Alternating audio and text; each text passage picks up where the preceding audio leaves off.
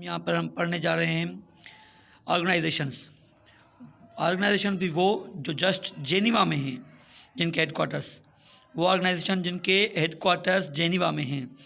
कितनी हैं ये मैं आपको पहले ही बताता हूँ, 6 हैं। सो पहला यहाँ पर एक वर्ड लिखा हुआ है, इसको थोड़ा सा हम डिटेल इसकी बताते हैं। एक्रोनियम, सिनोनिम, शॉर्ट फॉर्म इसके सिनोनिम्स हैं, यानी एब्रीवेशन भी इसका सिनोनिम है। उसके बाद है पहली ILO, इंटरनेशनल लेबर ऑर्गेनाइजेशंस। अब इसके पर्पस मैंने यहाँ पर लिखे हुए हैं, सोशल जस्टिस, लेबर राइट्स, यानी सोशल जस्टिस और लेबर राइट्स के लिए, और ये भी जेनेवा में है इसका हेडक्वार्टर। उसके बाद आ जाती है WHO सेकंड नंबर पे, World Health Organization. World Health Organization ये किसके लिए, इसका पर्पस यहाँ पर मैंने लिखा है, प्रोमोट हेल्थ, सर्व, वॉलंटरेबल। और उसके बाद यहाँ पर मैंने उसका लिखा हुआ है सिटी ऑफ स्विट्जरलैंड। जेनीवा कहाँ क्या है, यहाँ पर थोड़ा सा मैंने जेनीवा को डिटेल में लिखा हुआ है, जेनीवा सिटी ऑफ स्विट्जरलैंड है। उसके बाद आ जाते हैं थर्ड नंबर पर GATT, general agreement on tariffs and trade. Tariffs means tax, duty, tax और ड्यूटी का ये सिनोनिम है, टेरिफिस एंड ट्रेड। इसका पर्पस क्या है, म्यूचुअल बेनिफिट्स के लिए, यानी सबके बेनिफिट्स के लिए ये काम करती है। यहाँ पर फिर से जेनीवा के एरिया में यहाँ पर डिस्कस किया हुआ है, तो 15.930 और उसके बाद आ जाता है यहाँ पर 15.93 km। ये km है, किलोमीटर से, जगह नहीं थी तो यहाँ पर थोड़ा सा धुंधला हो गया है। आ जाते हैं फोर्थ नंबर पर WTO, स्टैंड फॉर, इसका फुल फॉर्म है वर्ल्ड ट्रेड ऑर्गेनाइजेशंस। यहाँ पर पर्पस मैंने डिस्कस किया हुआ है, हेल्प इट्स मेंबर्स, अपने मेंबर्स की हेल्प करने के लिए, living standards, create jobs, living standards के लिए और जॉब्स क्रिएट करने के लिए। यहाँ पर फिर से मैंने जेनीवा को थोड़ा सा डिस्कस किया है। ये किस कॉन्टिनेंट में है ये भी मैंने यहाँ पर बताया हुआ है। यहाँ से मैं ऊपर से जेनीवा के बारे में भी कुछ बताता आ रहा हूँ। तो जेनीवा यूरोप कॉन्टिनेंट में है, यहाँ पर ये यूरोप में है। आ जाते हैं फिफ्थ नंबर पर UNHCR, ये इसका फुल फॉर्म है United Nations High Commissioner for रेफ्यूगीज।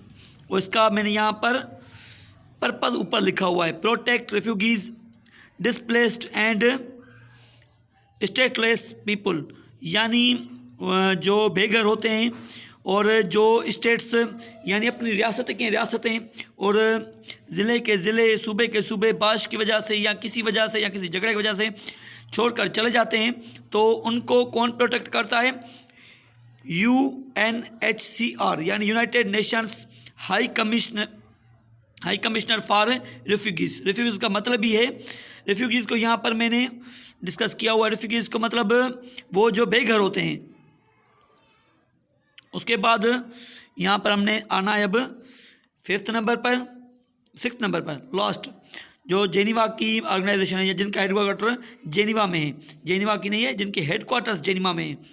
तो थोड़ी सी मोबाइल में यहाँ पर हिलजोल हो रही है, क्योंकि मैं अपना ही मोबाइल अपने ही हाथ में होल्ड करके आपको यहाँ पर पढ़ा रहा हूँ। तो आप देख सकते हैं कितनी यहाँ पर मेहनत की हुई है। तो लास्ट के बाद ये क्लियर कर लेते हैं। तो आप मेरे चैनल को लाइक, सब्सक्राइब, शेयर कर दीजिएगा, ताकि ये मालूमात औरों तक भी पहुँच जाए। यहाँ पर है ICRC, यानी international committee of road cross. ये किसके लिए बनाई गई, टू प्रोटेक्ट द लाइव्स, जिंदगियाँ बचाने के लिए, dignity of victims of armed conflicts, यानी जो रोड की वजह से एक्सीडेंट होते हैं उनकी वजह से, protect the lives, dignity of victims, यानी जो झगड़े होते हैं आपस में, कबीलाई झगड़े हो जाते हैं, उनमें जो बेघर हो जाते हैं या जो ज़ख्मी हो जाते हैं उनको प्रोटेक्ट करने के लिए ये ICRC, international committee of red cross बनाई गई है। रेड क्रॉस, मैंने रोड यहाँ पर गलती कर दी, तो रेड क्रॉस है, तो मैं रोड समझ बैठा था, रेड क्रॉस। तो यहाँ पर मैंने जेनीवा को डिस्कस ऊपर किया हुआ है। करेंसी ऊपर कॉन्टिनेंट, यहाँ पर करेंसी लिखी हुई है, तो इसकी करेंसी है स्विस फ्रेंक्स।